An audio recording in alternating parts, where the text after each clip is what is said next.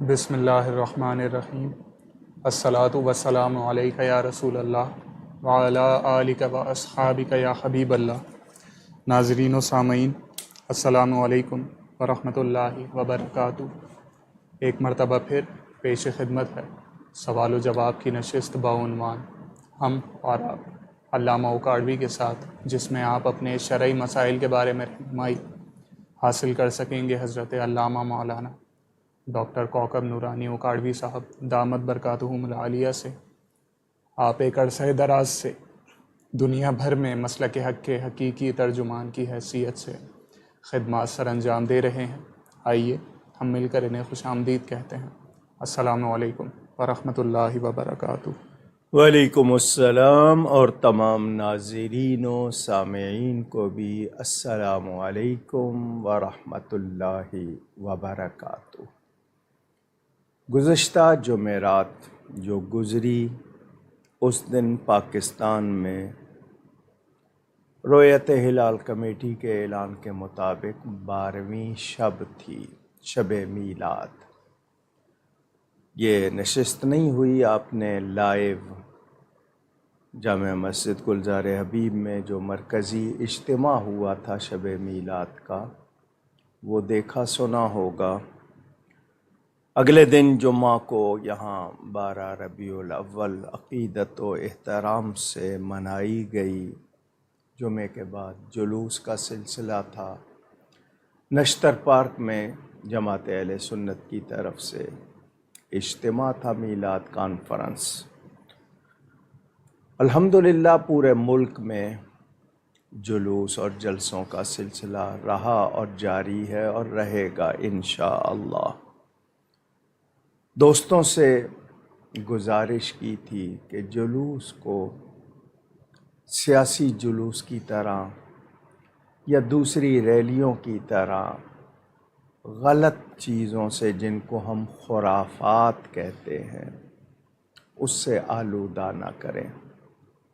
مثلاً یہ کہ کہیں پر کوئی بینڈ باجا بجا رہا ہو، یا غلط ہیلیا، آپ لوگ ہولیا کہتے ہیں، غلط لباس پہن کر یا غلط طریقے سے۔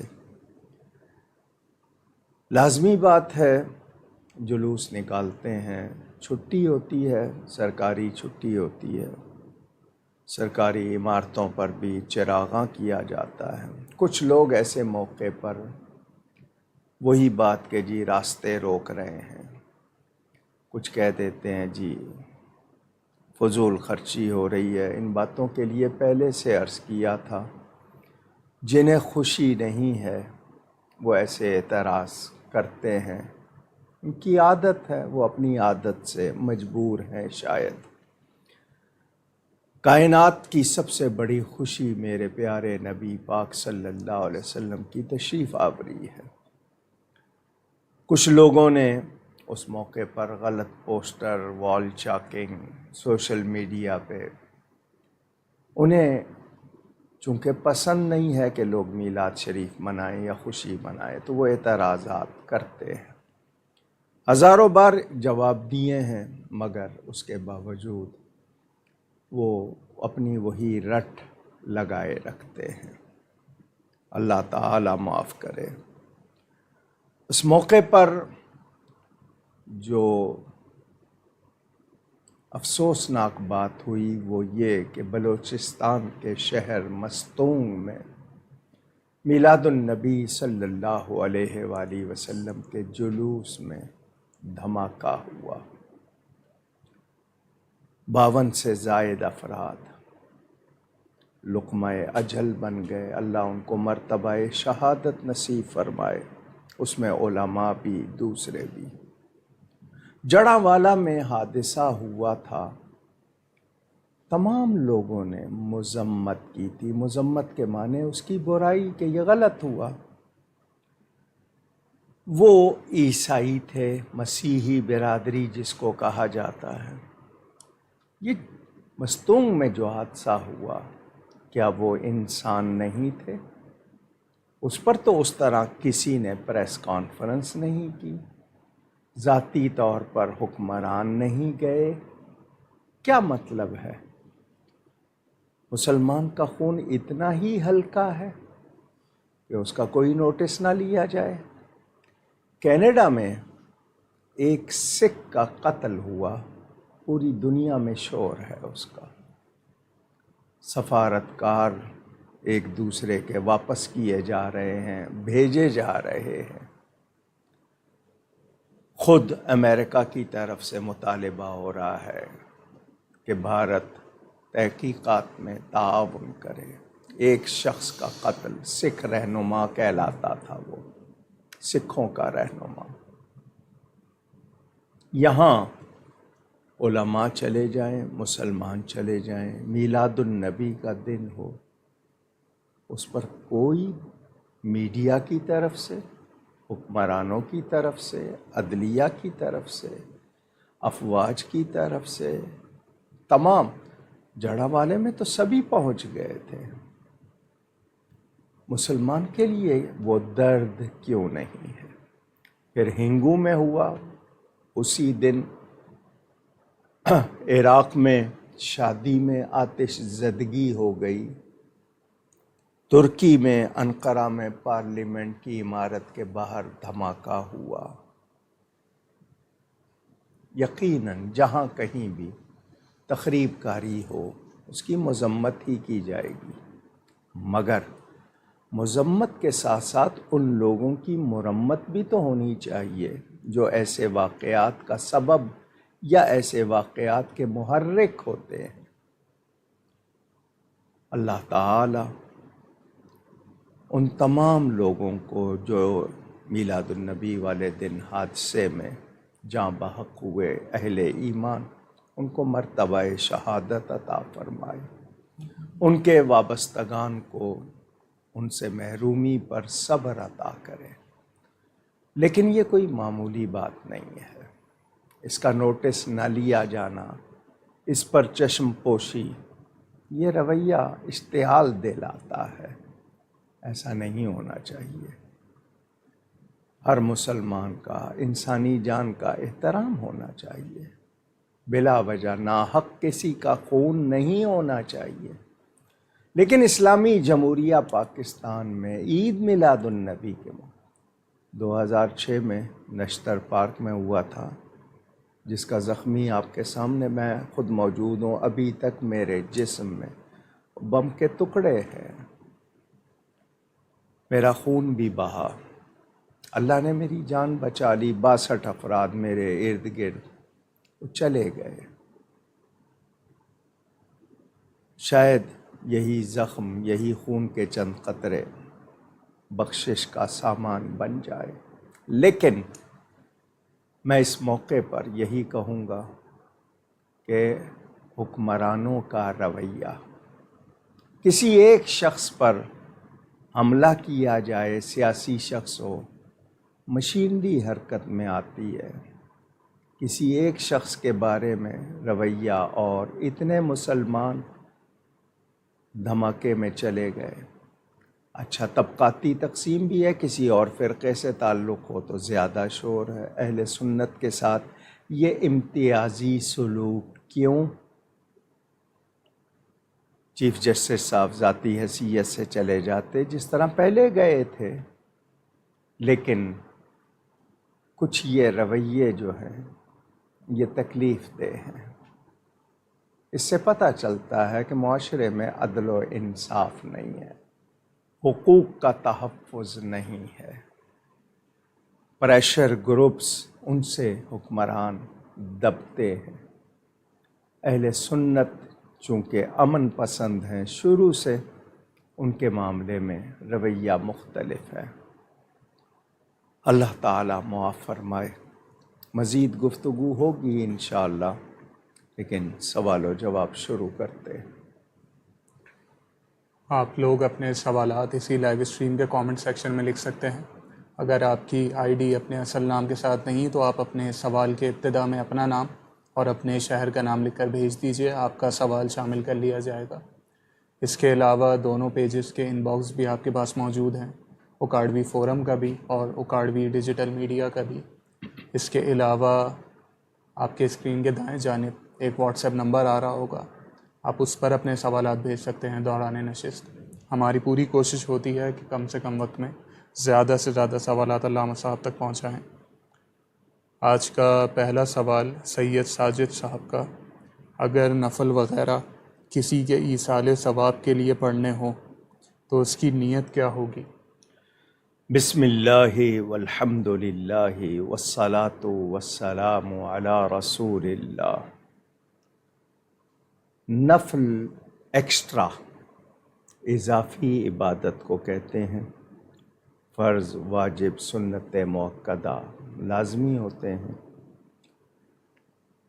آپ کسی کی طرف سے، زندہ کی طرف سے بھی، وفات پائے ہوئے کی طرف سے بھی، مومن ہے اس کی طرف سے نفل نماز پڑھ سکتے ہیں، اس کو ایصال ثواب پہنچانے کے لیے یا اس کی طرف سے، دونوں طریقے، جیسا کہ حدیث میں ہے۔ حضرت سیدنا ابو ہریرہ رضی اللہ تعالی عنہ نے حج کے موقع پر عراق سے آئے ہوئے لوگوں کو پوچھا تھا، کوئی بستی ہے ابلا نامی، اس میں مسجد اشعار ہے، کون ہے جو وہاں 2 رکعت پڑھے اور کہے حاذی لابی ہریرہ، یہ ابی ہریرہ کے لیے۔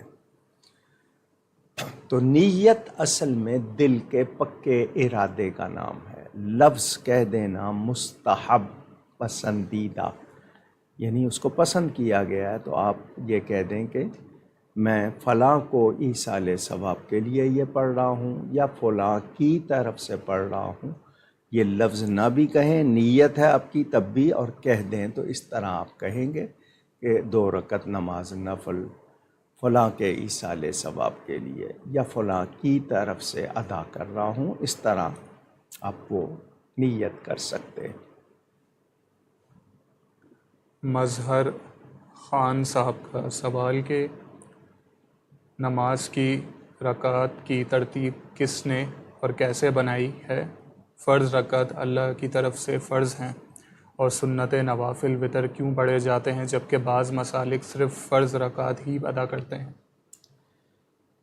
میرے پیارے نبی پاک صلی اللہ علیہ وآلہ وسلم نے نماز ادا فرمائی، رکعات بھی بتائیں، اور اس میں مؤکدہ اور غیر مؤکدہ بھی اسی وقت واضح تھا۔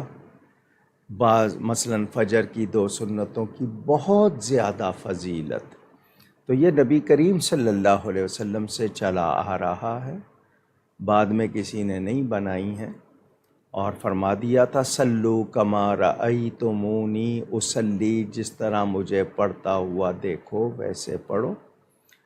وتر کا بھی اور اس میں دعائے قنوت کا بھی یہ سارا بیان موجود ہے، اور اب تو نماز کی بہت بڑی بڑی کتابیں چھپ گئیں، اس میں تمام روایتیں جمع کر دی گئیں۔ فتاوی رضویہ سے نماز کا الگ حصہ 2 جلدوں میں، وہ الگ بھی بمبئی میں شائع ہوا تھا، انہوں نے مجھے دیا تھا رضا اکیڈمی کے تحت۔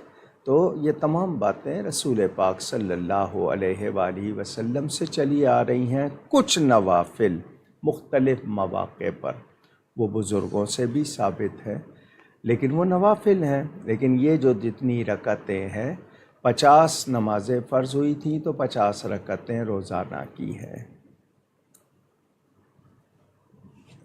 عالیہ فاروق صاحبہ کا سوال کہ میری نواسی آسٹریلیا میں ہے، عمر اس کی 12 برس ہے، اس کے لیے انگریزی میں کوئی کتابیں بتا دیجئے جس میں نبی پاک صلی اللہ علیہ وسلم کی مبارک زندگی کا تذکرہ ہو، مکمل طور پر رہنمائی فرما دیجئے۔ مجھے تمام انگریزی میں شائع ہونے والی کتابوں کا علم نہیں، کیونکہ پوری دنیا میں کہاں کہاں کس نے لکھی ہیں، لیکن پاکستان سے بہت سی کتابوں کے تراجم انگلش میں ہو چکے ہیں۔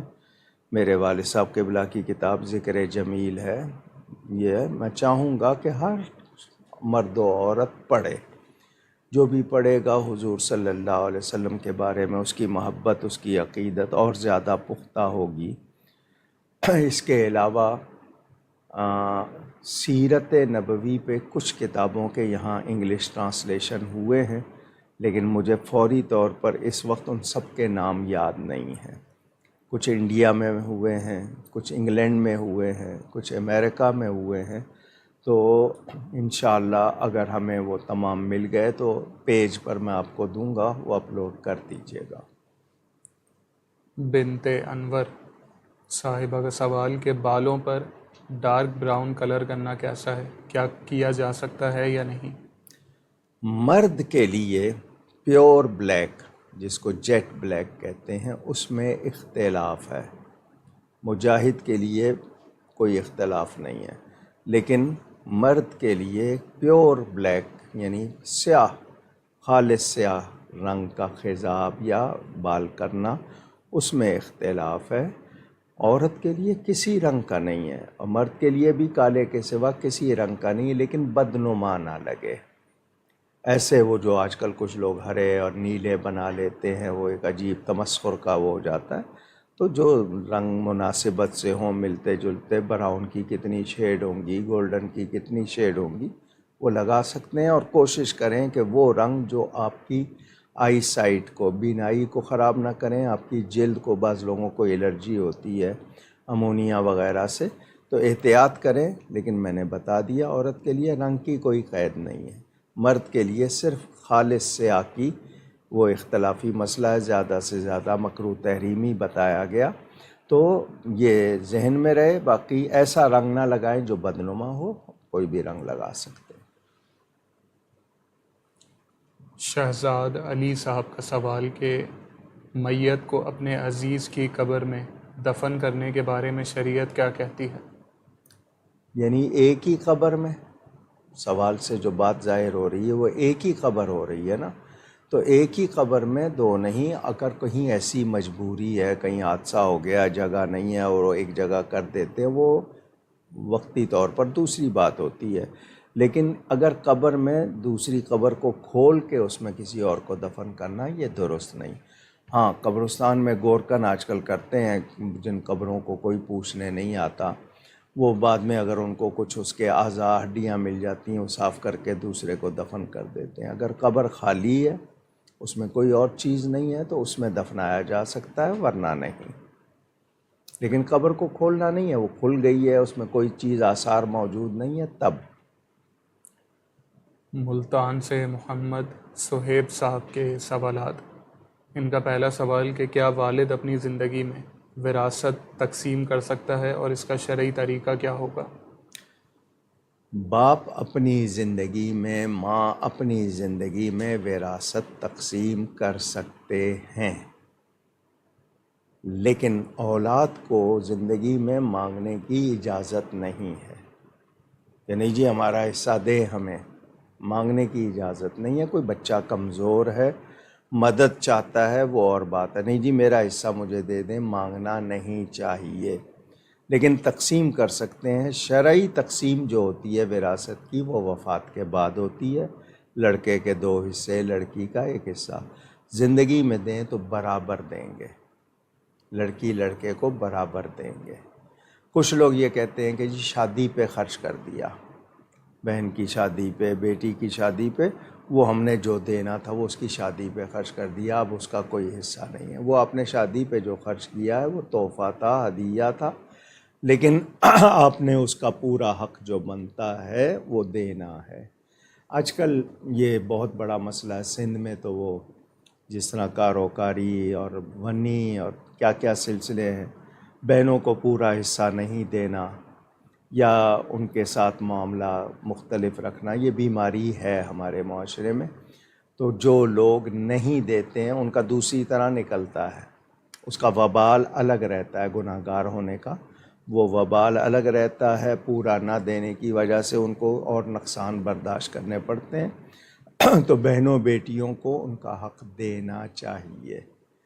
یہ ہمارے پاکستان میں کمزور کچھ نہیں ہے مسئلہ، تگڑے تگڑے رئیس لوگوں کے آئیں بہنوں کو بیٹیوں کو نہیں دیتے، غلط کرتے ہیں۔ جب شریعت نے حق رکھا ہے تو دینا چاہیے، نہیں دیں گے، پورا نہیں دیں گے، گناہ گار ہوں گے، وہ وبال ان پہ رہے گا۔ وہ بیماریوں کی صورت میں جائے، دوا کی صورت میں جائے، کسی اور نقصان کی صورت میں جائے، وہ ہوتا ہے۔ تو زندگی میں دے سکتے ہیں، دیں گے تو برابر اور بعد میں دیں گے تو شرعی تقسیم ہوگی۔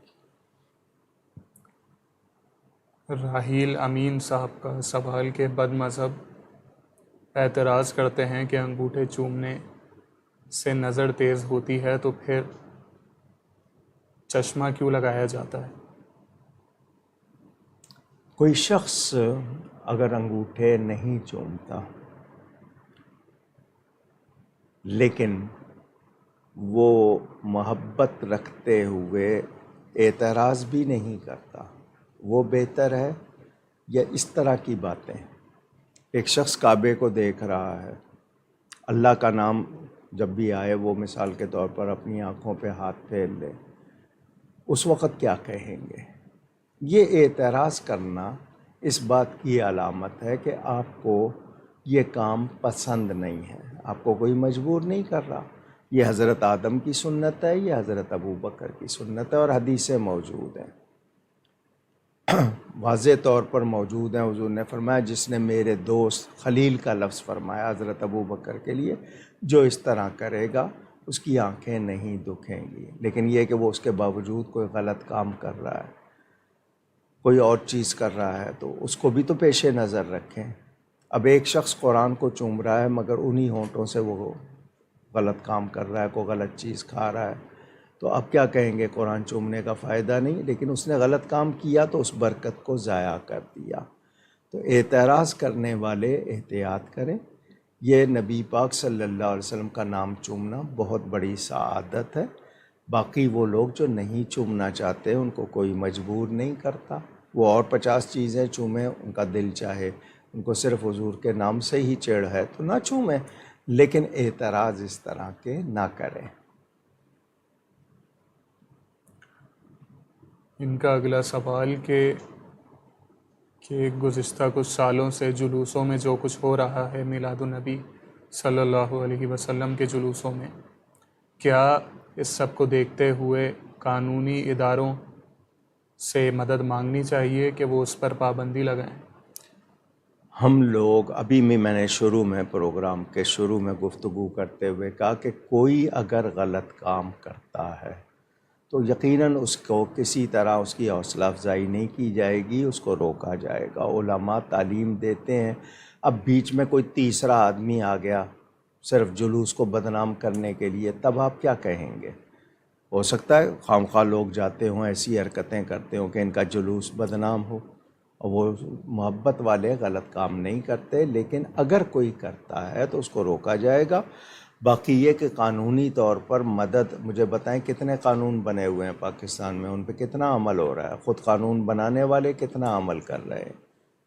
ایک طرف کہا جاتا ہے کہ نہیں جی امیر غریب سب کو سزا دی جائے، مگر کسی ایک کی گرفتاری مسئلہ بن جاتی ہے۔ کیوں بن جاتی ہے؟ ہمارے ہاں تو یہ جو اصل دیکھا جائے پوری طرح عدل ابھی تک ہے نہیں، تو قانونی طور پر اگر مدد لینی پڑے تو وہ بھی لی جائے گی، لیکن یہ کہ لوگوں کی تربیت اصل میں ہوتی ہے۔ مگر یہ ذہن میں رہے کہ تھرڈ ایلیمنٹ، تیسرا عنصر جو ہے وہ ضرور بدنام کرنے کے لیے خرابی۔ اب مثال کے طور پر ناموس رسالت کی ریلی نکل رہی ہے یا لوگ اس میں احتجاج کر رہے ہیں، وہ تیسرا آ جاتا ہے، کوئی شرارت کر دیتا ہے، وہ ہوتا ہے کہ لوگ جی انہوں نے یہ کر دیا، تو یہ بدنام کرنے والے بھی تو موجود ہیں نا، ان کو بھی پیش نظر رکھا جائے۔ ہم لوگوں کی یہی، میں نے کتنی بار کہا کہ تبرک پھینکا نہ جائے، جھنڈے لگائے ہیں تو ہلکے مٹیریل کے نہ لگائیں کہ وہ پھٹ جائیں گریں۔ ہم ہر بار تاکید کرتے ہیں، احتیاط کرنی چاہیے۔ محمد عدنان صاحب کے سوالات، ان کا پہلا سوال کہ عشاء کا وقت سمجھتے ہوئے فجر کے وقت میں عشاء کی نماز پڑھ لی تو کیا حکم ہوگا؟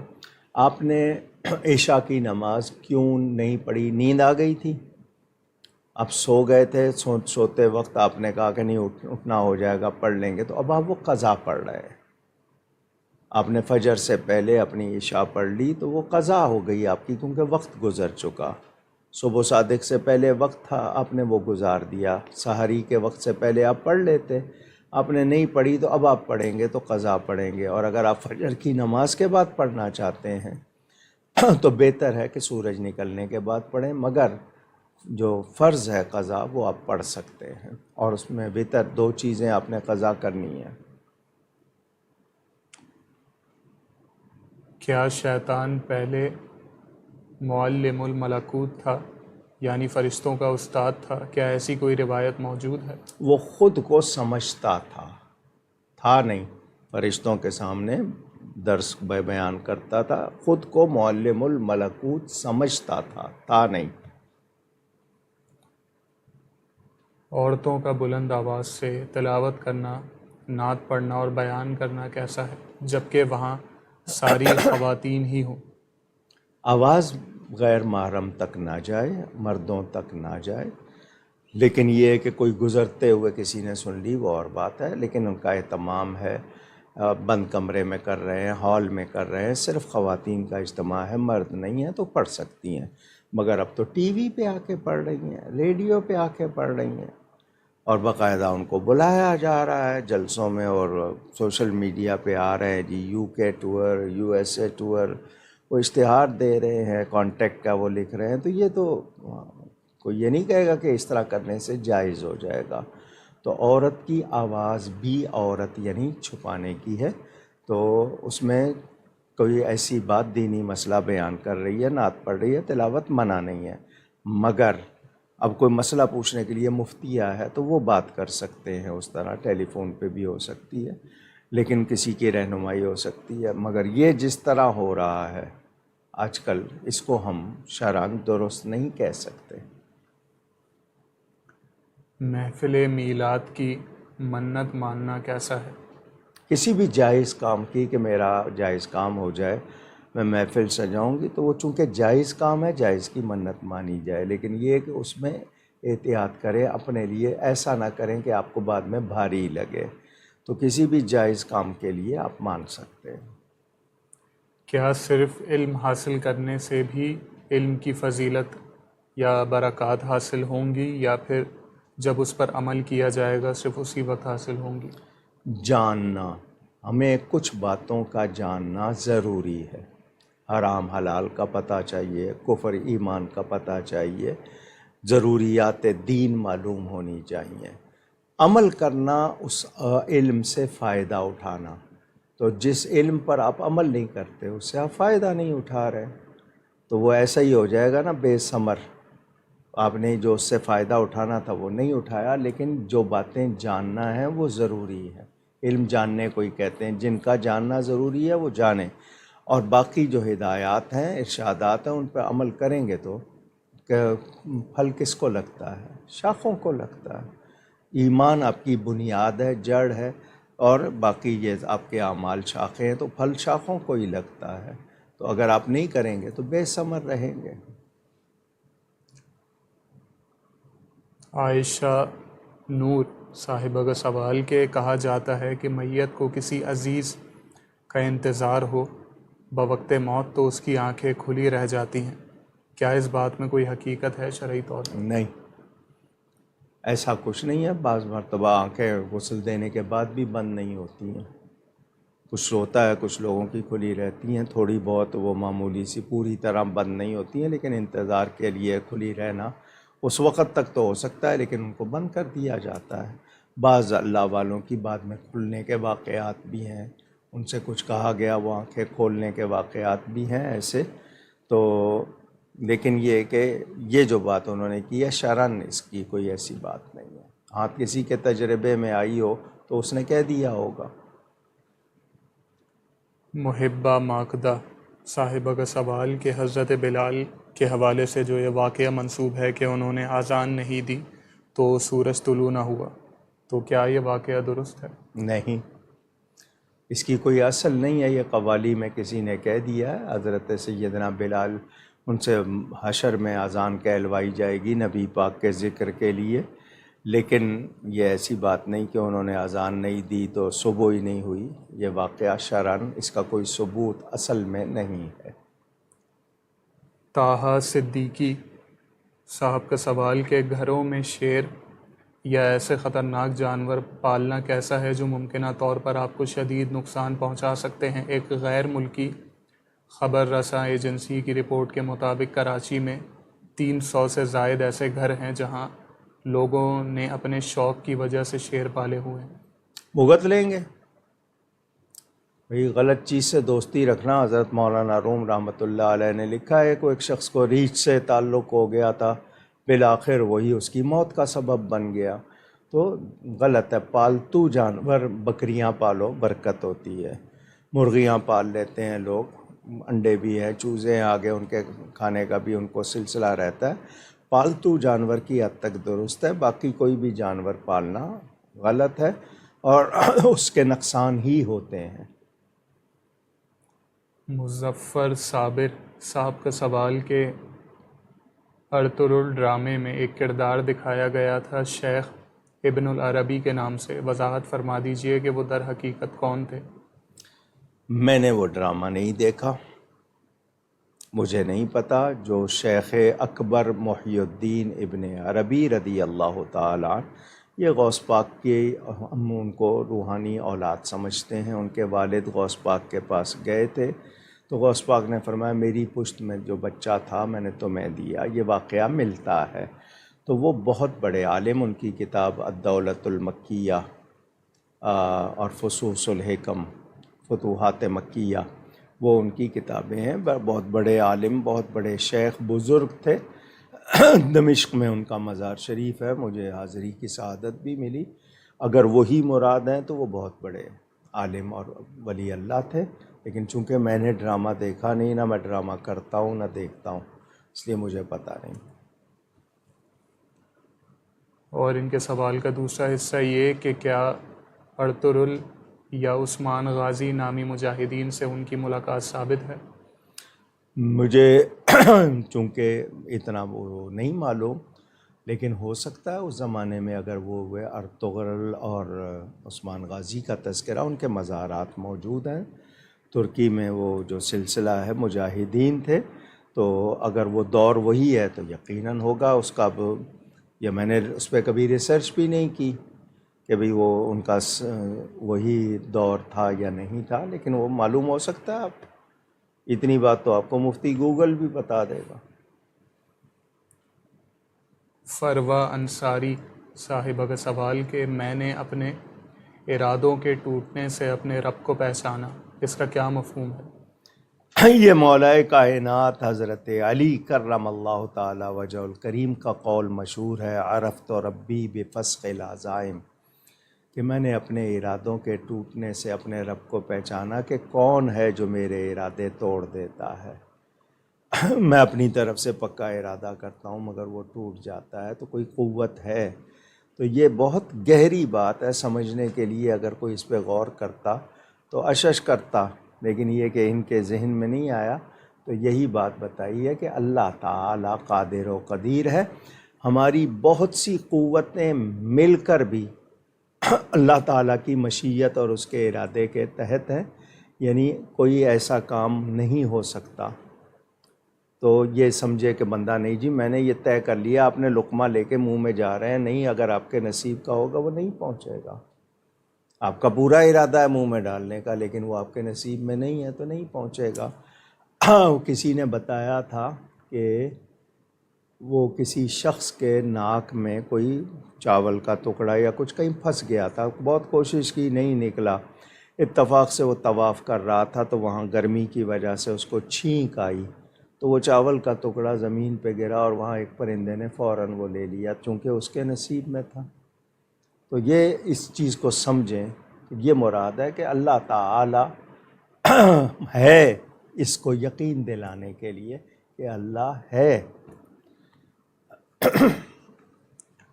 سمینہ رافڈا صاحبہ کا سوال لاس اینجلس سے، فجر کی اذان سے 1 گھنٹہ پہلے عشاء پڑھ لی تو کیا ادا ہو جائے گی؟ ہاں جی، صبح صادق سے پہلے، سحری کا ٹائم ختم ہونے سے پہلے پڑھ لی، بالکل ہو جائے گی۔ بلکہ حدیث شریف ہے، حضور صلی اللہ علیہ وسلم فرماتے ہیں مجھے اپنی امت کی تکلیف کا خیال نہ ہوتا تو میں حکم دیتا کہ آدھی رات کے بعد عشاء پڑھے۔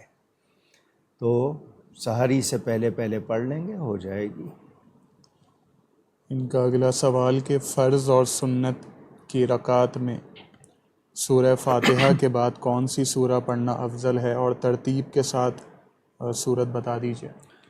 جس شخص کو کم از کم 7 صورتیں یاد ہوں ترتیب سے، وہ اس طرح پڑھے جو پہلے ہے ترتیب میں وہ پہلی رکعت میں، جو ترتیب میں بعد میں ہے وہ دوسری رکعت میں۔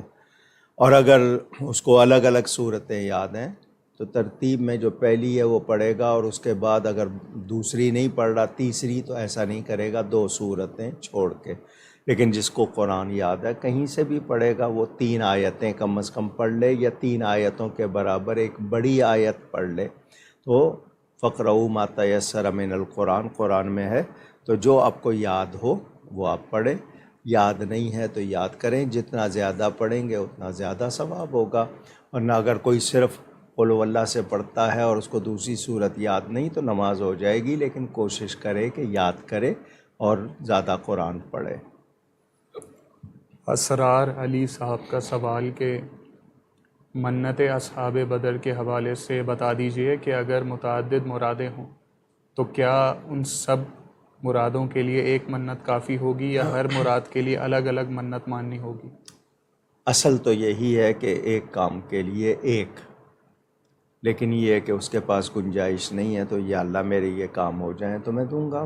اللہ تعالیٰ کو کسی کی ضرورت نہیں ہے، یہ تو آپ کیا ہے نا کہ آپ کے جیب سے نکلے تاکہ آپ اللہ کی راہ میں خرچ کریں، اور آپ کا عقیدت کا اظہار بھی ہو اور آپ کا یقین مضبوط ہو، تعلق ان لوگوں سے، تو ایک کام کے لیے ایک۔ یہ حضرت والد صاحب قبلہ رحمۃ اللہ تعالیٰ علیہ کو خصوصی اجازت ملی تھی کہ جس کی کوئی جائز آرزو مراد ہو تو وہ 2 رکعت نماز پڑھے اور یہ دعا کرے کہ 313 اصحاب بدر، کیونکہ وہ اللہ کے نزدیک بڑے شان والے ہیں، ان سب کی بخشش کی خوشخبری دی گئی، ان کے صدقے میرا یہ جائز کام ہو جائے تو میں 313، پاکستانی ہے تو روپے دے گا، باہر والا ہے تو اپنی کرنسی، اتنے جامع مسجد گلزار حبیب کی تعمیر ترقی اخراجات میں دوں گا تو اس کا جائز کام ہو جائے گا، اس کو بھی ثواب ملے گا، ان سب کو ثواب ملے گا اور صدقہ جاریہ رہے گا۔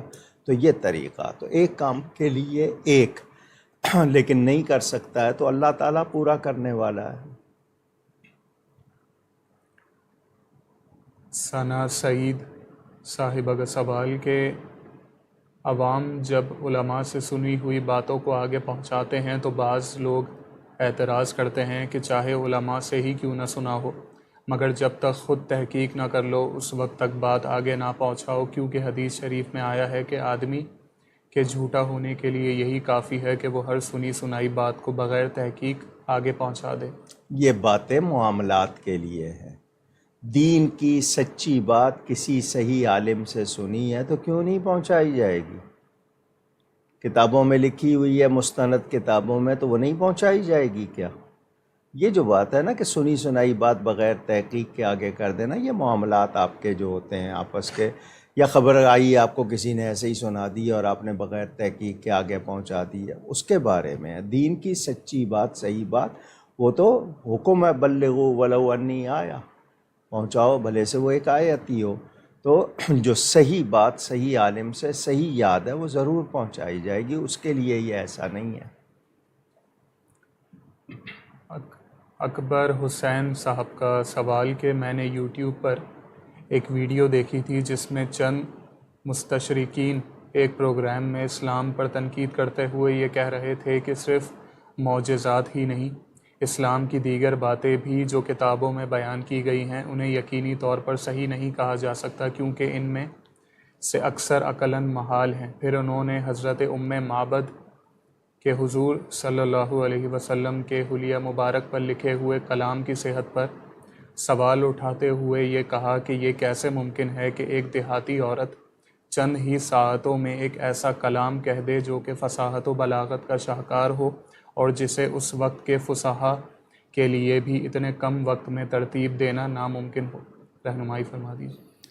دیکھیں، مستشرقین ہمارے لیے کسی طرح حجت نہیں ہے، اورینٹلسٹ، اور کسی کا شبہ کرنا اس کی اپنی عقل اور اس کی سطح جس کو لیول کہتے ہیں اس کے مطابق ہے۔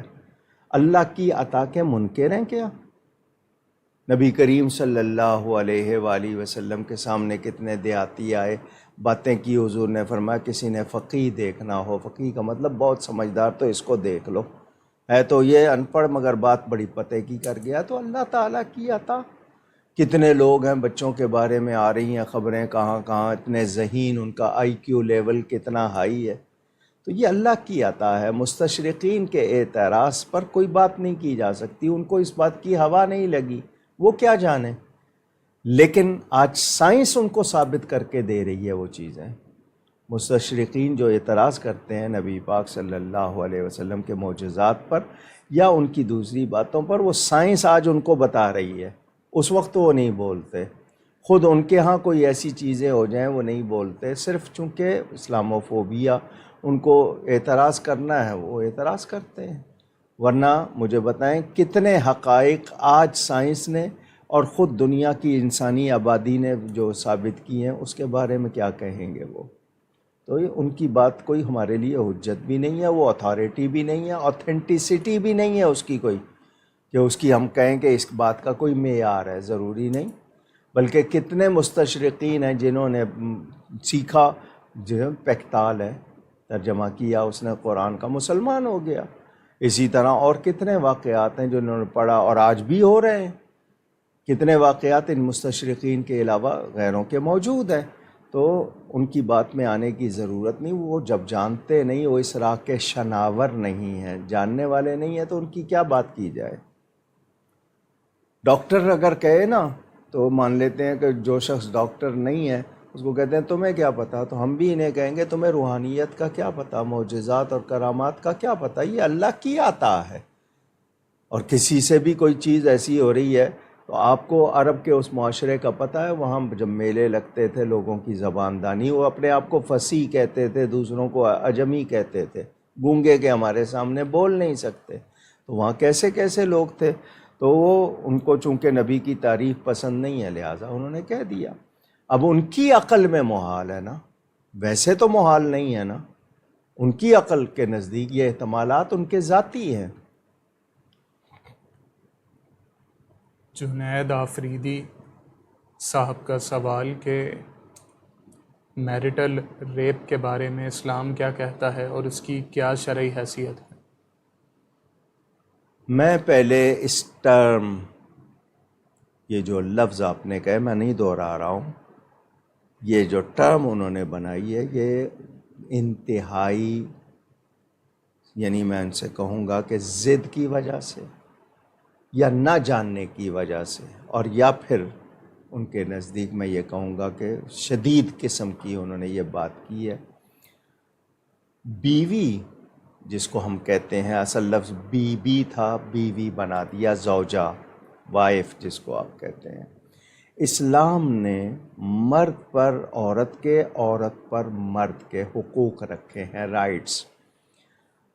99 رائٹس عورت کو دیے ہیں، ایک حق مرد کو دیا ہے، یہاں تک کہ وہ سوار ہو اونٹ پر اور تب بھی بیوی کو بلائے تو بیوی کو اگر کوئی مجبوری نہیں ہے، کوئی ایسی بیماری یا ایسی وجہ نہیں ہے تو انکار نہ کرے۔ جو عورت انکار کرتی ہے ساری رات فرشتے اس پہ لعنت کرتے ہیں، یہ بیان موجود ہے۔ مگر آج خواتین کو غلط پیغام دے کر اسلام کے خلاف کیا جا رہا ہے، نبی کے خلاف کیا جا رہا ہے، ازدواجی زندگی، یعنی ان کی میرج لائف کو ڈسٹرب کیا جا رہا ہے، یہ غلط ہے۔ اس کو آپ نے یہ جو اصطلاح دے دی ہے، یہ ٹرم دے دی ہے، یہ زیادتی ہے۔ شوہر کا حق ہے، بیوی کو کوئی مجبوری نہیں ہے تو انکار نہیں کرے گی، ہاں کوئی مجبوری ہے تو اور بات ہے۔ اکثر اب یہ ہے کہ اگر نہیں کرے گی تو بتائیے اس کے گھر کی، پھر مرد اگر اس کو ضرورت ہے اور اس کی ضرورت پوری نہیں ہو رہی ہے تو پھر وہ گمراہ ہوگا یا نہیں ہوگا؟ تو عورت خود اپنے گھر کو برباد کرے گی، اس کو خراب کرے گی۔ تو ذہن میں رہے یہ جنہوں نے یہ ٹرم بنائی ہے یہ محض زیادتی ہے، یہ ان خاص لوگوں کی سوچ ہے۔ اکثر گھروں میں لازمی بات ہے، باہمی ہوتا ہے، اگر کبھی کوئی ایسی حالت ہو جائے وہ نہیں برداشت کر سکتی اس وقت یا اس کی وہ نہیں ہے تو معذرت کر لے، لیکن یہ ہے کہ انکار نہیں کرے۔ بلا وجہ انکار نہ کرے. یہ شرعاً اس کو مرد کا حق ہے، باقی سارے رائٹس اس کو وہ دیتا ہے، تو اس کا ایک حق ہے وہ اس کو پورا کرے. اور اس سے صحت پر بہت اچھا اثر پڑتا ہے. آپ کے خوشی کے ہارمونز بنتے ہیں، آپ کے جسم کے نظام میں بہتری آتی ہے. سائنس اس بات کو ثابت کر رہی ہے. تو جو نہیں مانتے ان کی مرضی. علینا طارق صاحبہ کا سوال کہ اگر کسی کو یہ شک ہو کہ اس نے سلام پھیرتے وقت نماز سے نکلنے کی نیت نہیں کی تھی تو کیا اس کی نماز صحیح مانی جائے گی یا دہرانی ہوگی؟ جی سلام پھیرا ہی اس لیے ہے کہ نماز سے نکلنا ہے اس نے، تو وہ سلام اگر اس نے پھیرا ہے اور ہو گئی اس کے نماز سے نکل گیا وہ، کیونکہ اس نے سلام کیوں پھیرا ہے؟ غیر ارادی طور پر بھی پھیرا ہے تو سلام کے الفاظ تو کہے ہیں. ہاں اگر یہ ہے کہ اب نہیں پھیرنا تھا، ابھی کلمات پورے نہیں ہوئے تھے، تو پھر وہ اپنی بات پوری کر لے، سجدہ سہو کر کے اپنا جو کچھ نہیں پڑھا ہے وہ پڑھ لے، لیکن سلام پھیر دیا تو نماز سے نکل گیا. تنزیلہ فاروقی صاحبہ کا سوال کہ مرد اپنے گھر کی عورتوں کے سبب دوزخ میں داخل کیا جائے گا، کیا ایسی کوئی حدیث پاک ہے؟ یہ اولاد کے حوالے سے بھی ہے، عورتوں کے حوالے سے بھی ہے کہ وہ ناجائز خواہشات یا ان کے غلط باتیں فرمائش پوری کرنا یا یہ کہ ان کے ساتھ ایسا معاملہ رکھنا، تو یہ آپ کے اپنے طرز عمل کے حوالے سے روایات اس طرح کی ملتی ہیں. اب یہ کہ آدمی کماتا نہیں ہے اتنا لیکن وہ فرمائش کر رہی ہے تو وہ اس کے لیے یا تو رشوت لے یا غلط کرے، تو اس حوالے سے بھی. تو میں رمضان میں جب زکوٰۃ کا بیان کرتا ہوں تو اس میں یہ میں نے ایک دو روایتیں بیان کی ہوئی ہیں، اگر آپ کے اس پیج پہ موجود ہے تو وہ زکوٰۃ کے موضوع پہ میری تقریر، اس میں یہ سن لیں کہ اپنے گھر والوں کی وجہ سے ہلاک ہوگا یا رشتہ داروں کی وجہ سے، یہ ذکر ملتا ہے. ذیشان قریشی صاحب کا سوال کہ کیا حضرت عباس کی اولاد کو بھی سادات میں شمار کیا جاتا ہے؟ اگر ایسا ہے تو انہیں کس نام سے پکارا جاتا ہے؟ جی نہیں، ان کو سادات نہیں شمار کیا جاتا. ایک ہوتا ہے ہاشمی ہونا، اہل بیت ہونا، ایک ہوتا ہے اولاد رسول ہونا. تو حسنین کریمین کی اولاد اولاد رسول ہے، ان کو سید کہیں گے. باقی جتنے ہیں وہ اہل بیت میں اگر شامل ہیں تو سید نہیں کہلائیں گے، کیونکہ اس میں اہل بیت میں حضرت جعفر، حضرت عقیل وغیرہ وہ سارے آتے ہیں، تو وہ اہل بیت رسول تو کہلا سکتے ہیں لیکن اولاد رسول نہیں. محمد شفیع صاحب کا سوال کہ کیا غیر سادات کو یہ اجازت ہے کہ وہ اپنے کندھے پر سبز رنگ کی چادر رکھیں جس طرح سادات رکھتے ہیں؟ یہ کسی کو خاص نشانی ہے کسی ملک میں، یا کہیں بیان ہوئی ہے کہ صرف سید کہلانے والے وہ رکھیں گے سبز رنگ کا، باقی نہیں رکھیں گے؟ کیا یہ کوئی فکس علامت ہے، کہیں بیان کی گئی ہے؟ جب ہے نہیں تو پھر ایسی بات کرنے کی ضرورت.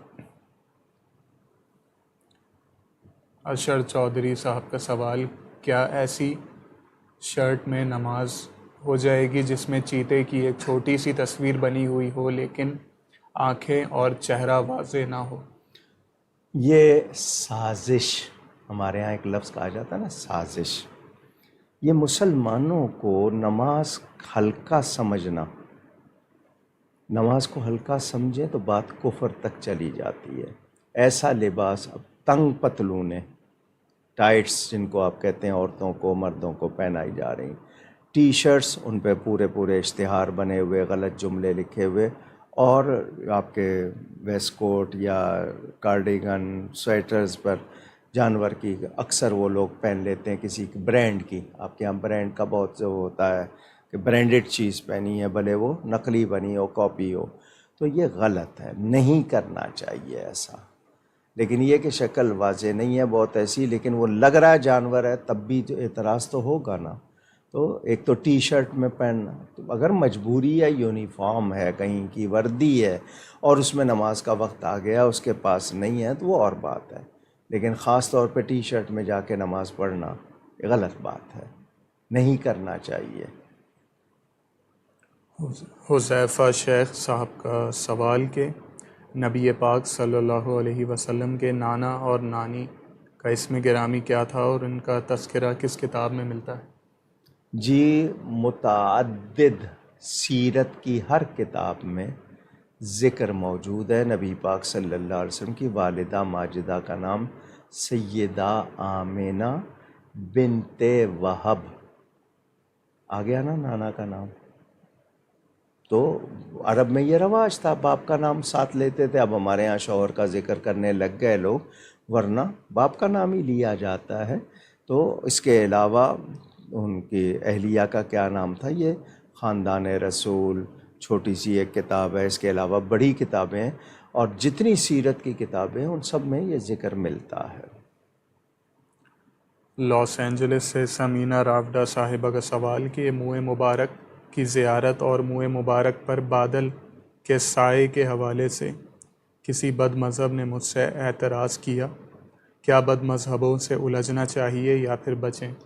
اصل تو ہم لوگ خام خواہ، یعنی آج میں کتنے چینلز ہیں، پرائیویٹ چینلز ہیں، کچھ دوسرے، ان پر ایسے اینکر بیٹھے ہوئے ہیں جو متنازع ڈسپیوٹڈ کنٹروورشل سوال کرتے ہیں، مختلف لوگوں کو وہ رائے لے کے لڑواتے ہیں، لوگوں پہ غلط تاثر۔ ان سوالوں کی ضرورت، میں اس رویے سے بہت تنگ ہوں، مجھے بہت برا لگتا ہے۔ جو بنیادی باتیں ہیں ضروری، ان پر گفتگو نہیں ہو رہی، صحابہ کے مشاجرات پر، دوسروں کے معاملات پر، ان کی ذاتی زندگی کو موضوع بنا کر طرح طرح کے لوگوں کو موقع دیے جا رہے ہیں، کبھی صحابی کے خلاف، کبھی اہل بیت کے کسی فرد کے خلاف، کبھی کسی ولی کے خلاف۔ ان لوگوں کو اگر کوئی اسلامی حکومت ہوتی نا تو سزا دی جاتی۔ ان کو اندازہ نہیں ہے کہ یہ کیا کر رہے ہیں۔ واضح رہے، ہم لوگوں کو ادب سکھایا گیا ہے، ہمیں ادب کرنا ہے۔ جہاں سے ادب نکل جائے وہاں پر پھر ایمان نہیں رہتا، حیا نہیں رہتی۔ تو یہ جو اس طرح کے موضوعات، اب بنیادی ان کا سوال اصل میں ہے کیا؟ ان کا کہ بد مذہبوں سے بد الجھنا مذہبوں سے الجھنا۔ تو میں ان سے یہ کہوں گا کہ آپ بد مذہب سے اس بات پر الجھ کیوں رہے؟ اگر اس کو تعظیم نہیں ہے نبی پاک صلی اللہ علیہ وسلم کی۔ اب حضرت شاہ عبد الرحیم محدث دہلوی نے پورا واقعہ لکھا ہے کہ وہ ایک شخص محفل میں بیٹھا تھا جو پاک نہیں تھا، اس کی وجہ سے تبرک کا وہ صندوق ہی نہیں کھلا، تو سب کے سب گئے باہر، وضو ہوا تو وہ کھلا، اور جب باہر لے کے گئے چیک کرنے کے لیے کہ اصلی ہے یا نہیں ہے تو بادل نے سایہ کر دیا۔ واقعات موجود ہیں، لیکن ان باتوں پہ ہمیں ان سے الجھنے کی ضرورت نہیں، مانتے نہ مانیں۔ اب وہ غوث علی شاہ صاحب نے کہا نا، میں نے وہ حضور صلی اللہ علیہ وسلم کا جبہ اپنے سر پہ رکھ لیا تو میرا بھی سایہ چلا گیا۔ تو یہ باتیں محبت کی ہیں، کوئی نہیں مانتا تو ہم اس سے الجھنے کی ضرورت نہیں ہے۔ ہاں کوئی بے ادبی کر رہا ہے آپ کی وجہ سے تو آپ سبب بنے نا، آپ احتیاط کریں۔ عمارہ حسن صاحبہ کا سوال کہ کیا خواب کی تعبیر جو معبر ہمیں بتاتے ہیں وہ یقینی ہوتی ہے؟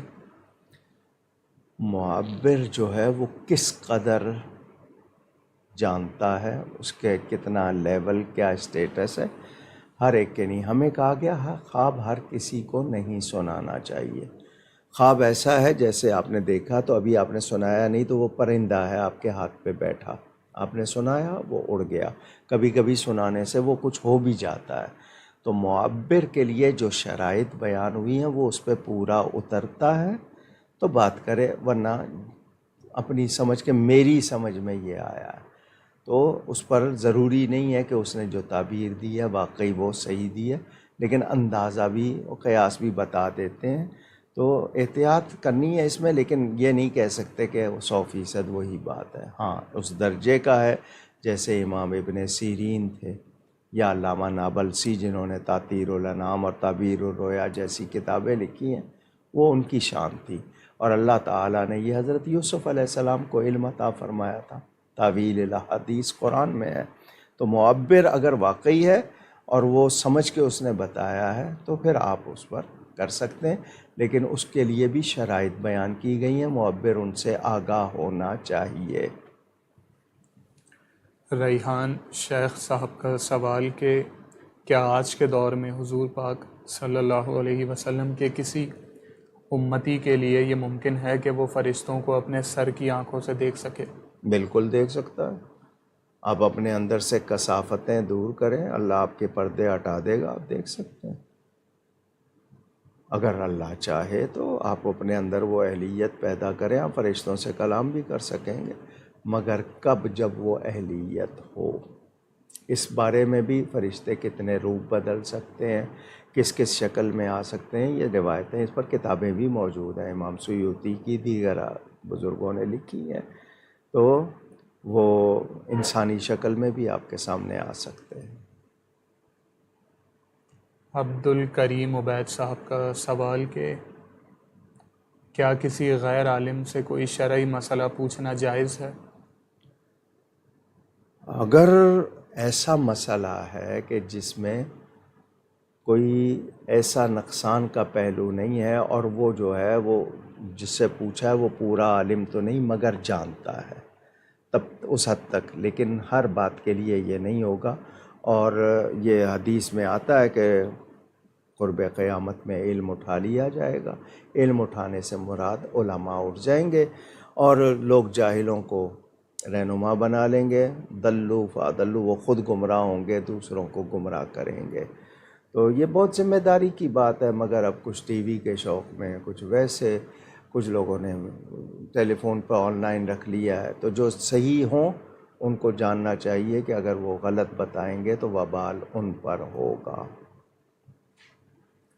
آمنہ سعد صاحبہ کا سوال کہ حضرت امام احمد ابن حنبل رحمۃ اللہ علیہ سے منسوب ایک قول بیان کیا جاتا ہے کہ میں نے رسول خدا صلی اللہ علیہ وسلم کی احادیث جمع کرنے کے لیے 2 مرتبہ پیدل پوری روئے زمین کا سفر کیا، کیا یہ واقعی ان کا فرمان ہے؟ روئے زمین کے الفاظ میرے ذہن میں نہیں ہیں، لیکن امام بخاری نے کتنے سفر کیے ہیں دوسروں نے، تو اس سے مراد روحانی سفر بھی ہو سکتے ہیں۔ وہ اس جتنی زمین، وہ اب پوری اس ان کے اصل الفاظ کیا ہیں میرے سامنے نہیں ہے، اس لیے میں نہیں کہہ سکتا، لیکن یہ بات سمجھ آ سکتی ہے کہ بہت زیادہ سفر کیے۔ آصف علی صدیقی صاحب کا سوال کہ طلاق کو برا نہ سمجھو کیونکہ نبی پاک صلی اللہ علیہ وسلم کی 2 شہزادیوں کو بھی طلاق ہوئی تھی، اکثر اس طرح کی پوسٹ سوشل میڈیا پر نظر آتی ہیں، کیا یہ انداز مناسب ہے؟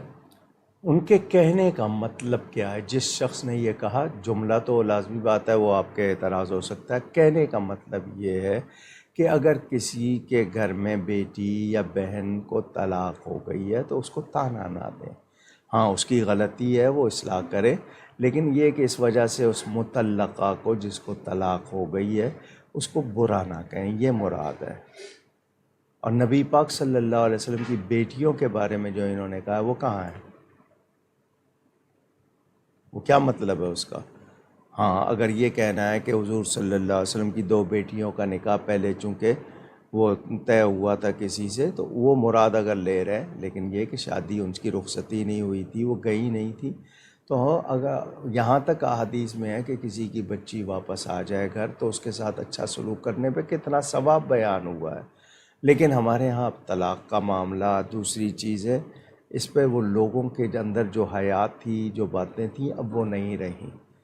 خود لڑکیاں منہ سے طلاق مانگ رہی ہوتی ہیں اور کتنے لوگ ساس سسر کہہ رہے ہوتے ہیں طلاق دو، یہ کرو وہ کرو، کھیل بنا لیا ہے، اللہ سے ڈرتے نہیں ہیں، ناحق طلاق نہیں ہونی چاہیے، اور یہ اگر ہوئی ہے کسی کو تو اس کی وجہ سے اس کو اتنا وہ نہ کیا جائے کہ وہ معاشرے کا ایک یعنی ڈیڈ سیل بن جائے یا برا حصہ بن جائے، وہ والی بات مراد ہو سکتی ہے۔ مجاہد رضا صاحب کا سوال کہ قرآنی آیات کی درست تعداد کتنی ہے؟ کتنی مرتبہ میں نے یہ بات کی ہے، شاید آپ نے نہیں سنی ہوگی، قرآن کا کوئی ایک حرف بھی کم نہیں۔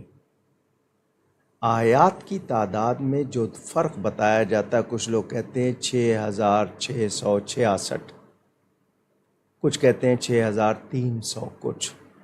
اس میں نے فرق بتایا تھا کہ بعض لوگوں نے آیت کا مطلب نشانی ہوتی ہے کہ یہاں وہ نشانی لگ گئی تو آیت پوری ہو گئی، اس کو وقف کہتے ہیں ہم اپنی زبان میں، کہ وہاں ٹھہرنا ہے۔ کسی نے وہاں ٹھہرنا نہیں مانا ہے، اس نے آگے جا کے مانا ہے، تو کسی کے نزدیک وہاں چونکہ وقف ہو گیا تو اس نے وہ شمار کر لیا، جس کے نزدیک نہیں ہوا وہ اس نے شمار نہیں کیا۔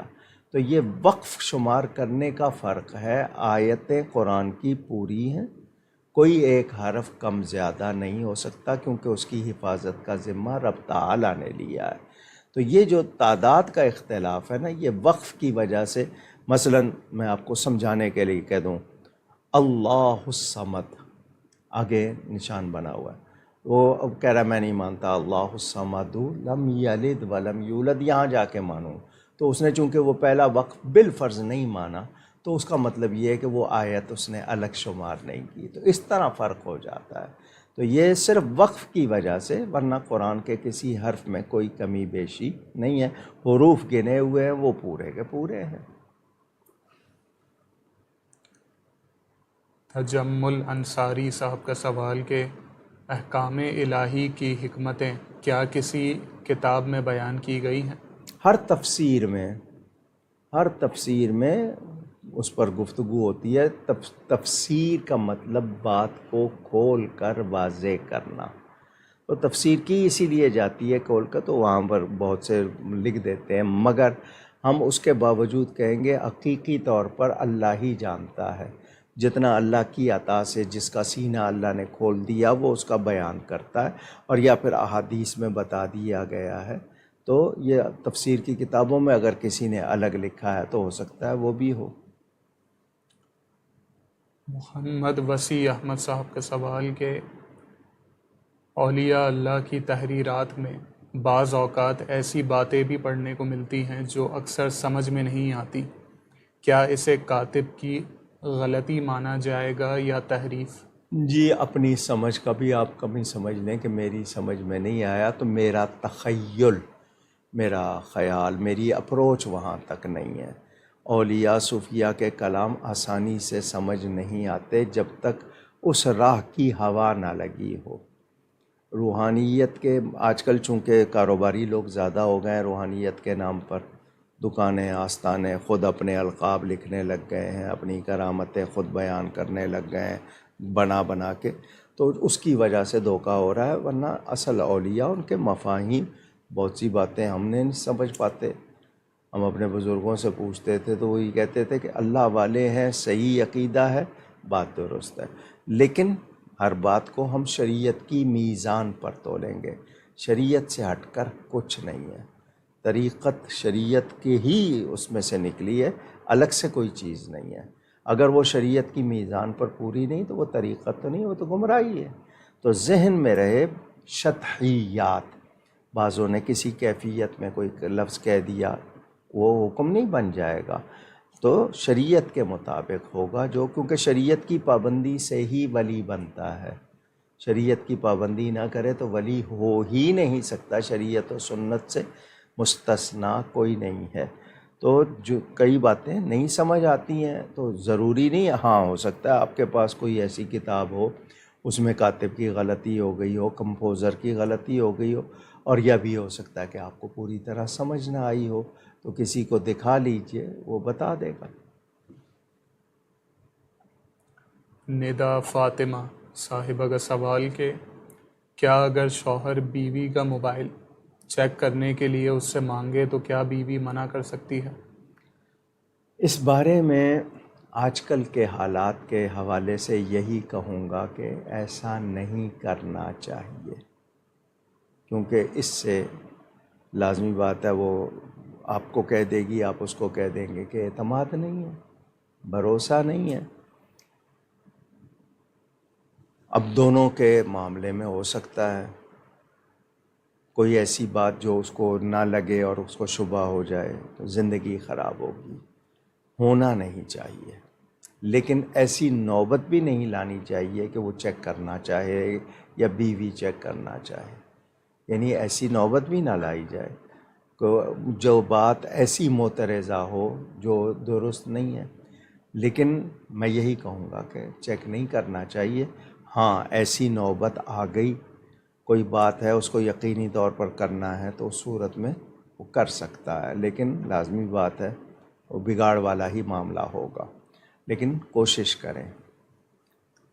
مدیحہ اسد صاحبہ کا سوال کہ اگر عورت کے مخصوص ایام جاری ہوں اور وہ اس دوران استخارہ کرنا چاہے تو اس کا طریقہ کار کیا ہوگا؟ جی دعا پڑھ لے، استخارے کی دعا پڑھ لے، نفل نہیں پڑے گی استخارے۔ خواتین میں یہ بہت عجیب بات ہے، ان کو معلومات نہیں ہے، ان کے مخصوص ایام میں قرآن نہیں پڑھیں گی، قرآن کو چھوئیں گی نہیں، نماز نہیں پڑھیں گی۔ صرف یہ باتیں، مصلی پہ بیٹھ سکتی ہیں، تسبیح پڑھ سکتی ہیں، ان کے بیٹھنے سے مصلی خراب نہیں ہوگا۔ اگر کوئی ان کو ڈر ہے کہ کپڑے سے کوئی داغ لگ جائے گا تو اس پر اور کوئی کپڑا رکھ سکتے ہیں۔ تو قرآن کے سوا، نماز کے سوا وہ سب کچھ پڑھ سکتی ہیں، کھانا بھی پکا سکتی ہیں، ان کی کوئی ناپاکی ان کے ہاتھ میں نہیں ہے۔ تو یہ جو لوگوں میں تاثر آ گیا، ہاں ادب کرتی ہیں، وہ مذہبی کتاب کو نہیں چھوتی جس میں قرآن حدیث ہو، تو یہ اچھی بات ہے، لیکن وہ استخارہ کرنا چاہتی ہے تو دعا پڑھ کے سو جائے، اللہ چاہے گا تو آ جائے گا۔ محمد عمر صاحب کا سوال کہ کیا منافع کمانے کی نیت سے اسکول بنانا جائز ہے؟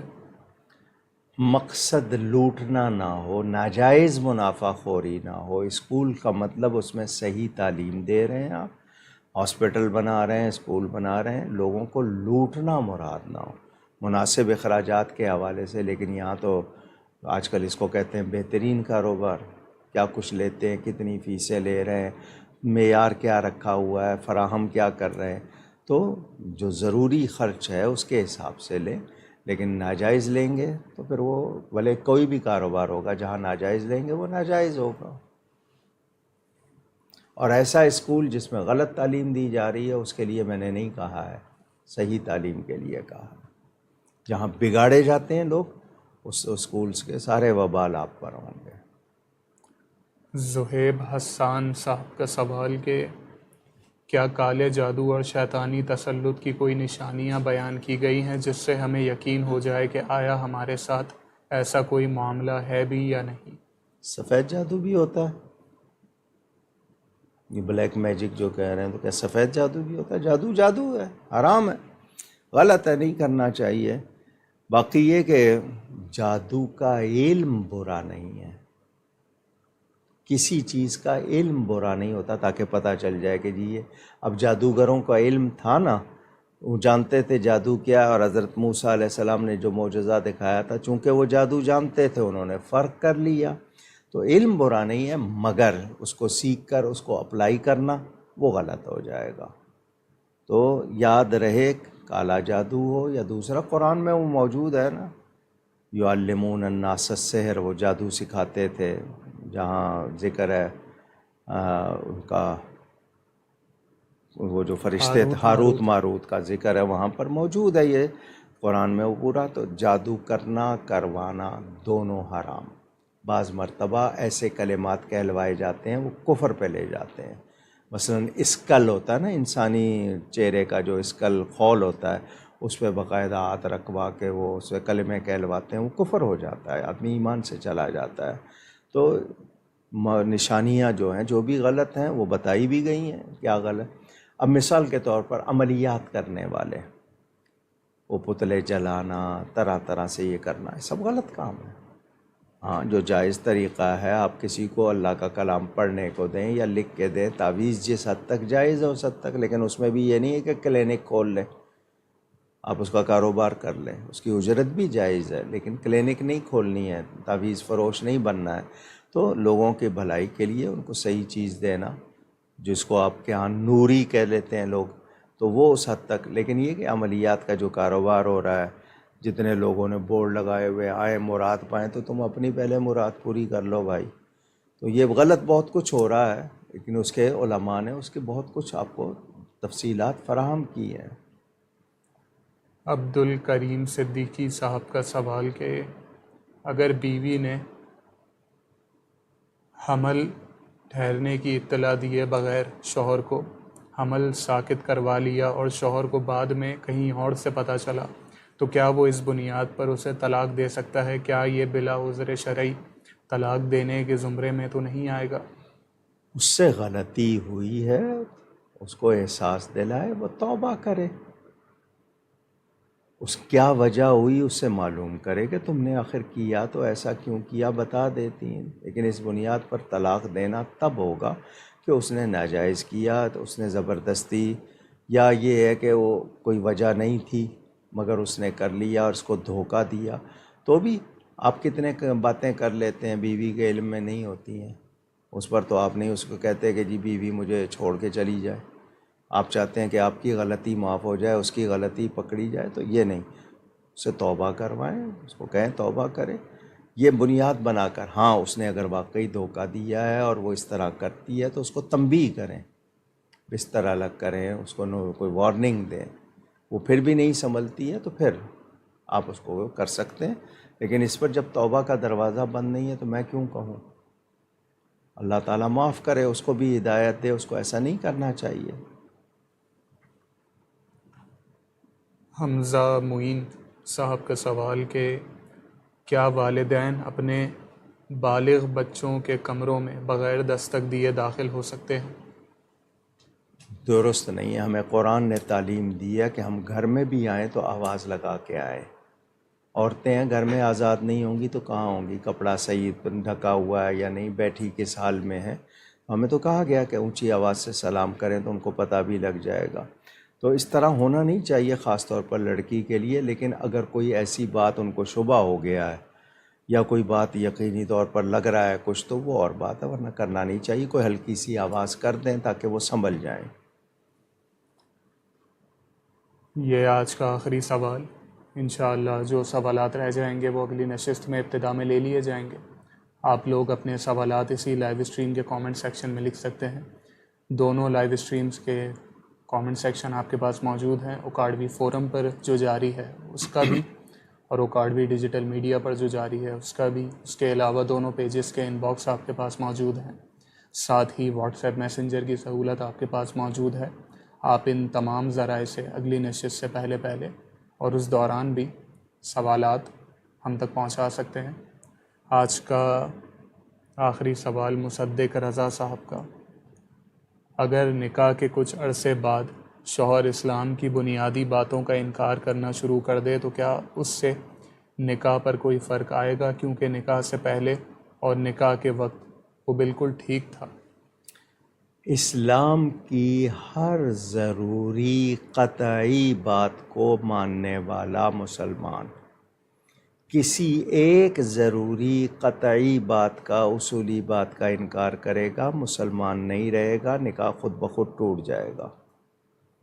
ہر ضروری قطعی اصولی بات جس کا ماننا ضروری ہے، جو ضروریات دین میں سے ہیں، اس کا انکار کرے گا تو مسلمان نہیں رہے گا، وہ عورت ہو یا مرد ہو۔ جس نے انکار کیا، اگر شادی شدہ ہیں تو نکاح ٹوٹ جائے گا خود بخود۔ تجدید نکاح، تجدید اسلام، دونوں چیزیں ان کو ضروری ہوگی، یعنی دین کو بھی دوبارہ تازہ کرنا ہوگا، نکاح کو بھی تازہ کرنا ہوگا، رینیو جس کو کہتے ہیں نا، رینیو کرنا۔ تو ہر وہ ضروری بات، قطعی اصولی بات جس کا ماننا ضروری ہے، اس کا انکار کرے گا یا گستاخی کرے گا۔ میں آپ کو مثال دوں، داڑھی اللہ کا حکم ہے، نبی پاک صلی اللہ علیہ وسلم کی سنت ہے۔ بیوی مذاقاً اس کو غلط لفظ کہہ دے، داڑھی کے لیے توہین کر دے، اس کا دین بھی ختم، نکاح بھی ختم۔ یہ میں نے صرف مثال بتائی ہے سمجھنے کے لیے۔ تو بہت احتیاط کرنی چاہیے، ہمیں معلوم ہونا چاہیے کون سی باتیں ہمیں دین سے خارج کر دیتی ہیں، کون سے کام ہمیں۔ تو دین کی جو ضروریات دین ہے، نیسیسٹیز آف ریلیجن، فیتھ، ان میں سے کسی ایک بھی ضروری بات کا انکار کریں گے، ایمان بھی چلا جائے گا، نکاح بھی ٹوٹ جائے گا۔ ہم ان تمام افراد کا شکریہ ادا کرتے ہیں جنہوں نے اپنے سوالات ہم تک بھیجے اور اپنے تعریفی کلمات سے ہمیں نوازا، جن میں ناصر خان صاحب، مرتضیٰ چوہان صاحب، اقصیٰ مرتضیٰ، صاحبہ ہارون شیخ صاحب، فوزیہ عبدالقادر صاحبہ، محبہ ماکدہ صاحبہ، اطہر محمود صاحب، فردوس انجم صاحبہ، ہارون شیخ صاحب، ظہیر عباس صاحب، رمیزہ ناز صاحبہ، اشرف اسحاق صاحب، وقاص مصطفیٰ صاحب، سید ساجد صاحب، محمد جنید صاحب، انور خان صاحب، مظہر خان صاحب، عالیہ فاروق صاحبہ، محمد رمضان صاحب، بنت انور صاحبہ، شہزاد علی صاحب، محمد صہیب صاحب، راحیل امین صاحب، سمینہ راوڈہ صاحبہ، علی مراد صاحب، محمد عدنان صاحب، منصور نورانی صاحب،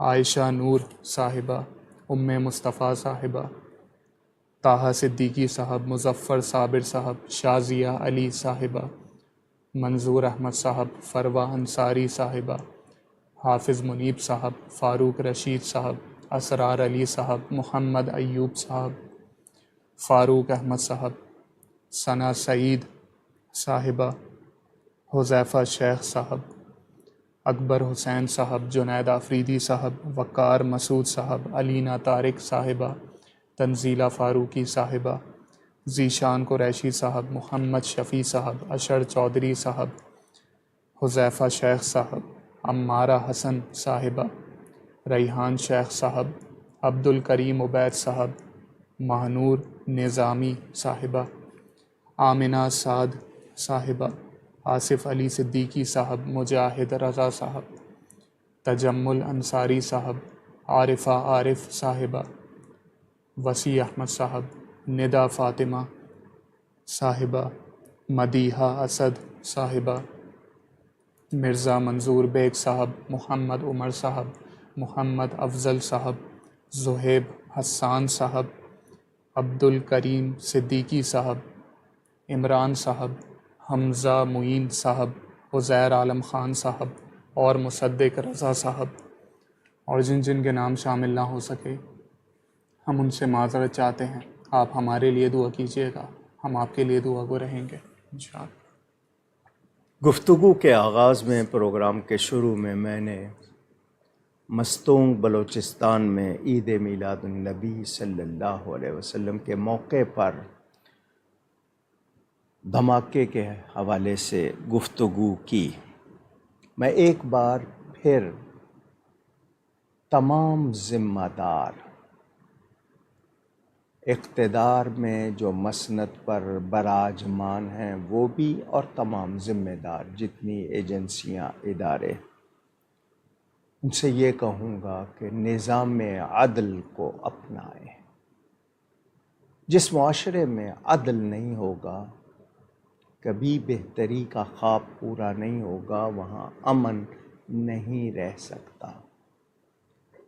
بجلی، گیس، پیٹرول، اشیاء خورد و نوش، کھانے پینے کے سامان، کتنی مہنگائی ہے، روز خبر آ رہی ہے اور بڑھائیں گے۔ آپ لوگوں کو اندازہ نہیں کہ آپ ظلم کر رہے ہیں۔ اللے تللے اخراجات کم کیے ہیں، تعیشات ختم کیے ہیں آپ نے، دورے ختم کیے ہیں آپ نے، بلا ضرورت اخراجات ختم کیے ہیں آپ نے؟ نہیں، عوام سے۔ جی آئی ایم ایف نے کہا ہے کہ جی 50,000 کی آمدنی والوں پر یا اس سے کم والوں پر بھی ٹیکس لگایا جائے۔ میں پوچھنا چاہتا ہوں، جن کی تنخواہیں اب بے تحاشا بڑھا رہے ہیں، کیوں؟ ہر ایک کے مراعات، فیسلٹیز میں کوئی کمی نہیں کی جا رہی، لیکن لوگوں پر ظلم ہو رہا ہے۔ کتنے لوگ ہیں، کیسے گزارا کر رہے ہیں؟ آپ معاشرے میں خون ریزی چاہتے ہیں، خانہ جنگی چاہتے ہیں، لوٹ مار شروع ہو گئی ہے، پرچیاں شروع ہو گئی ہیں بتے کی، سر عام لوٹ مار ہو رہی ہے، گاڑیاں چھینی جا رہی ہیں، کس کس کی چھینی جا رہی ہیں، خبریں آپ کے سامنے آ رہی ہیں۔ نہ جان محفوظ، نہ مال محفوظ، نہ عزت محفوظ۔ کیا ہوگا؟ ہنگو میں بھی دھماکہ ہوا، یکے بعد دیگرے۔ مستونگ کے حادثے کو آپ لوگوں نے سمجھا ہی نہیں، جڑاں والے کو کتنا اچھالا۔ یہ مسلمان تھے نا، ان کا خون تو بیکار ہے نا، اس کی کوئی ویلیو نہیں ہے۔ آپ اس کو کوئی فرقہ واریت میں ڈال دیں گے، کسی میں کچھ، حالانکہ وہاں پر صرف جڑاں والے کا واقعہ جو ہوا اس کے تو حقائق آئے، دوسرے آئے، لیکن کیسے کیسے لوگ پہنچے اور کیسی کیسی پریس کانفرنس اور کیسی کیسی مذمت اور کیسے کیسے فتوے، اب کہاں ہیں؟ سوچئے گا۔ فوج کے بارے میں کہتے ہیں انہوں نے کنٹرول کیا تو 1 مہینے میں ڈالر کی قیمت 45 روپے کم ہو گئی ہے۔ اسمگل ہو رہا تھا نا۔ اس کا مطلب یہ کہ آپ چاہیں تو مہنگائی ختم ہو سکتی ہے، آپ چاہیں تو امن ہو سکتا ہے۔ سیاستدانوں کو صرف کسی کو کرسی کی تڑپ اور کسی کو اقتدار کی تڑپ، مال کی تڑپ، ان کو تو اور کچھ نہیں سجائی دے رہا۔ وہ ایئر کنڈیشن کمروں میں سہولتوں میں بیٹھ کے آپ کی تقدیر کے فیصلے کرنا چاہتے ہیں اور آپ کروانا چاہتے ہیں۔ IMF کے بارے میں ایک خبر آئی ہے کہ انہوں نے کوئی ایسی شرط رکھ دی ہے امداد کے ساتھ، اگر یہ صحیح ہے تو، کیونکہ میڈیا پر یہ چیز آئی ہے کہ قادیانیوں کی عبادت گاہوں کا تحفظ، ورنہ امداد نہیں ملے گی۔ پاکستان کے آئین میں ہے کہ وہ اپنی عبادت گاہ کو مسجد نہیں کہہ سکتے، اذان نہیں دے سکتے، قربانی نہیں کر سکتے، یہ ساری باتیں آئین میں طے ہیں۔ آپ کے آئین میں، شریعت میں تو پہلے سے ہیں، آئین میں بھی یہ باتیں تسلیم کی گئی ہیں۔ تو کیا ہم لوگ اب اس درجے پر آ گئے ہیں کہ ہمارے ایمان کے سودے ہوں گے مختصر امداد کے لیے؟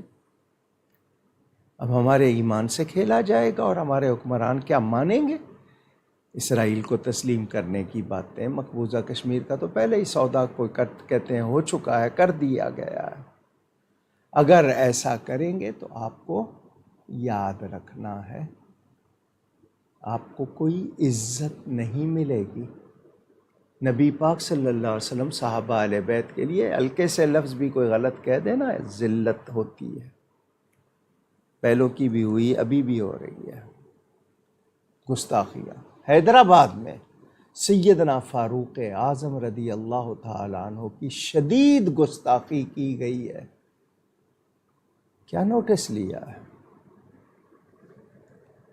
ہماری عدلیہ، فوج، پارلیمنٹ پہ کوئی بات کی جائے ڈھونڈ کے نکال لاتے ہیں، کھلے عام گستاخی کی گئی ہے، کوئی نوٹس لیا گیا؟ آپ اس کو معمول کے واقعات کہہ کے گزار دیتے ہیں تو یہ پھر بڑھتے ہیں، معاشرے میں پھر امن نہیں رہتا، لوگوں میں آپ اشتعال بھر رہے ہیں۔ عدل کیجئے، عدل کے تقاضے پورے کیجئے۔ گستاخی کا باب بند کرنا ہوگا، دروازہ بند کرنا ہوگا، نہیں ہوگا تو تباہی سے کوئی نہیں بچے گا۔ اسلام کے خلاف، اسلام میں دخل دینے والوں کو کوئی گنجائش نہیں، بھلے کوئی ہو جائے، کتنے بڑے عہدے پہ ہو جائے، دین میں دخل نہیں دے سکتا۔ دین کی پابندی کی جائے گی، دین میں دخل نہیں دیا جائے گا۔ اللہ معاف کرے۔ زلزلے کے بارے میں پیش گوئی کی ہے کسی عالمی ادارے نے کہ پاکستان میں شدید قسم کا زلزلہ، آپ کو پتہ ہوگا اب بناوٹی موسم، بناوٹی زلزلے کیے بھی جاتے ہیں، مسلمانوں کے خلاف طرح طرح کی سازشیں، مگر میں اور آپ اس طرح کی خبر سن کے توبہ کی طرف نہ آئیں، اپنی بری عادتوں کو نہ چھوڑیں، گناہ سے نفرت نہ کریں، تو پھر زلزلوں کو کوئی نہیں روکے گا۔ اور قرب قیامت میں تو روایتوں میں موجود ہے زلزلے زیادہ ہوں گے۔ کسی اور ملک میں آتا ہے، ہم کہتے ہیں ہم پر تو نہیں آیا، تو کیا ہم سنبھلے؟ ہم نے توبہ کی، اس وارننگ سے، اس انتباہ سے ہم نے کچھ سیکھا؟ کیا ہو گیا ہے ہمیں؟ ہم جانوروں کی سی زندگی گزار رہے ہیں، جو آیا جی میں کر رہے ہیں، عقلی زندگی بھی نہیں گزار رہے ہیں۔ انسانیت کس چیز کا نام ہے؟ شاید ہم سے رخصت ہو چکی وہ. کیسے ہو گئے ہیں ہم؟ جعلی چیزیں، نقلی انڈے، نقلی چاول، نقلی دودھ، نقلی دوائیں. کیا ہے یہ؟ مسلمان ہے 2 پیسے کے لیے آپ کیا کچھ کرنے پہ راضی ہو جاتے ہیں. حیرانی ہے، حیرانی ہے. بلوچستان کے اس واقعے میں مفتی سعید احمد صاحب حبیبی جوان عالم دین انتقال کر گئے. انڈیا میں مفتی مقبول احمد سالک صاحب وہ انتقال کر گئے. مفتی شاہد برکاتی صاحب کے والد صاحب انتقال کر گئے، اور پتہ نہیں متعدد ہستیاں جو اس دوران ایمان کے ساتھ چلی گئیں. اللہ تعالیٰ ان کی مغفرت فرمائے. جنہوں نے دعاؤں کے لیے کہا، اللہ سب کی جائز مرادیں پوری فرمائے. جن بیماروں کے لیے خاص طور پر کہا گیا، اللہ تعالیٰ ان کو شفا عطا فرمائے. اور اس وطن کے لیے اللہ کی بارگاہ میں عرض ہے، یا اللہ ہمیں ہدایت عطا فرما، ہمیں امن عطا فرما. اس مہنگائی، خوف، دہشت وغیرہ کے عذاب سے ہمیں بچا لے. یا اللہ کریم، اس وطن کا تو ہی محافظ ہے، ورنہ یہاں تو شاید سبھی کے سب نہ کوئی دین کا خیر خواہ نظر آ رہا ہے، نہ وطن کا خیر خواہ. میں ان کی بات کر رہا ہوں جو دعوے کرتے ہیں، حکمران، سیاستدان وغیرہ وغیرہ. گفتگو میں مجھ سے کہیں کوئی غلطی ہوئی ہو، اللہ تعالیٰ اس کے رسول صلی اللہ علیہ وسلم کی بارگاہ میں توبہ کرتا ہوں. ناظرین کو معلوم ہو کہ کیمرہ فائنل ہو چکا ہے. آپ جو 2 پروگرام دیکھ چکے ہیں نئے کیمرے پہ، 7 لاکھ روپیہ اس پر خرچ آیا. جو لوگوں نے دیا، کچھ اور ملا کر آپ سب نے تعاون کیا. اللہ جزائے خیر دے. یقیناً آپ کو پریزنٹیشن پیشکش بہتر مل رہی ہوگی. یہ ٹیم جو کوشش کرتی ہے، اللہ تعالیٰ ان سب کو بھی جزائے خیر عطا فرمائے. محنت کرتے ہیں. آپ سب کی تجاویز، آپ کے تعاون، آپ کے مشوروں کی قدر کی جاتی ہے. کوشش کیجئے گا، تعاون جاری رکھیے گا. نیکی کیجئے، نیکی پھیلائیے. میرے لیے بھی دعا کیجئے گا. بہت شکریہ. والسلام علیکم ورحمۃ اللہ وبرکاتہ.